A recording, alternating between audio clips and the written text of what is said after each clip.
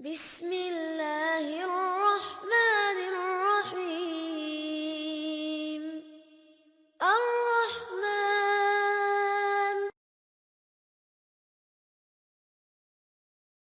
Berkaitan dengan bagaimana bertobat dari perzinaan.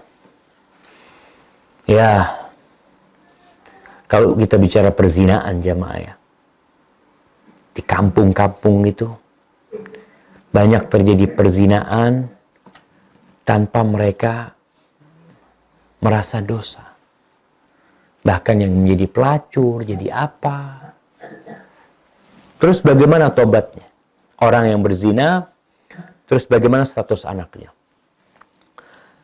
Orang yang berzina, ketika dia hendak bertobat, maka hendaklah dia benar-benar memang ingin taubat. Artinya ikhlas niat dia untuk bertobat. Yang kedua, dia menyesali perbuatannya. Yang ketiga, meninggalkan perbuatan itu. Dan kalau memang dia hidup di lingkungan yang nggak baik, dia tinggalkan perbuatan itu dan keluar dari lingkungan itu.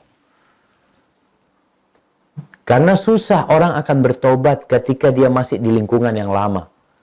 Sebagaimana kita tahu cerita yang membunuh 100 orang, 99 orang plus 1 ustadz yang dia bunuh. Apa yang harus dilakukan? Dia meninggalkan kampung. Kalau enggak, balik lagi nanti. Maka kadang-kala harus hijrah dengan dirinya. Ketika benar-benar mau tobat. Kemudian berazam untuk tidak mengulanginya. Memperbanyak amal soleh. Banyak istighfar. Terus dia perlu menumbuhkan di hatinya rasa takut. Karena ingat, dosa zina ini termasuk dosa besar yang pelakunya diancam hukuman yang begitu menjijikkan di dunia. Itu yang harus dia lakukan. Semoga Allah Jalla Jalaluh mengampuni dosa dia. Dan dia tidak perlu cerita sama orang. Dia pernah berzina gini, nggak perlu. Dia tutupin aibnya. Jangan dia bongkar aibnya. Dan jangan merasa, Ustaz, Ana nggak tahan dengan dosa ini, Ustaz. Ana butuh orang curhat. Curhat atas nama orang lain. Ketika mau curhat, Ustaz gimana, Ustaz? Gimana kalau ada seorang berzina? Dan dia berzina berulang kali. Jangan mengatakan, Ustaz, saya pernah berzina. Jangan, nggak perlu. Jadi nggak perlu pengakuan kepada ustadz, apa nggak perlu. Kita perlu mengakui sama Allah dan Allah udah tahu dengan dosa kita. Jadi kalau mau tanya sama ustadz, tanyalah tentang fatwa. Apa yang harus dilakukan orang ini, ustadz. Dan alhamdulillah sekarang ini model pertanyaan dengan tertulis. Jadi banyak orang yang nggak tahu. Kalau dia ustadz saya pernah berzina, nggak ada masalah.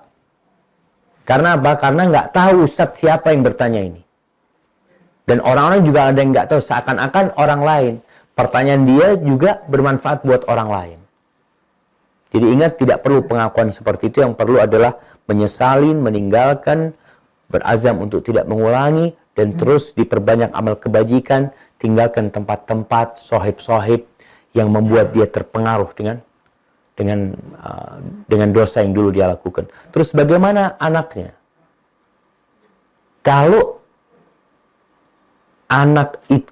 perempuan ini memiliki suami, maka al-waladu lil firash. Anak itu jadi ikut yang punya rumah itu.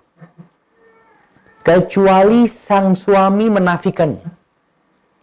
Umpamanya seorang wanita bersuami, punya anak 3. Lalu dia berzina.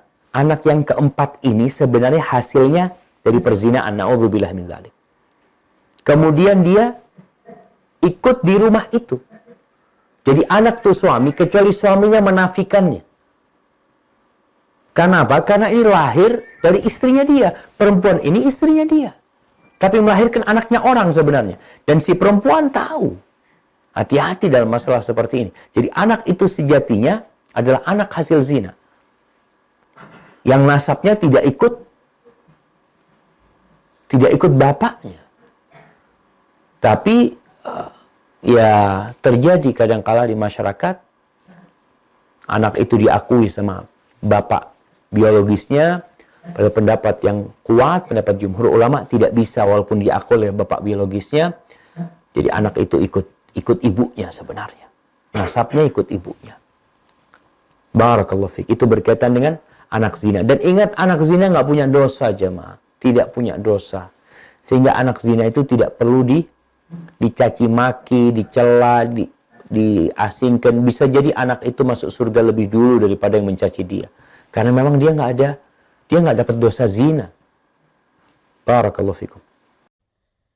Alhamdulillahi Rabbil Alamin Ar-Rahman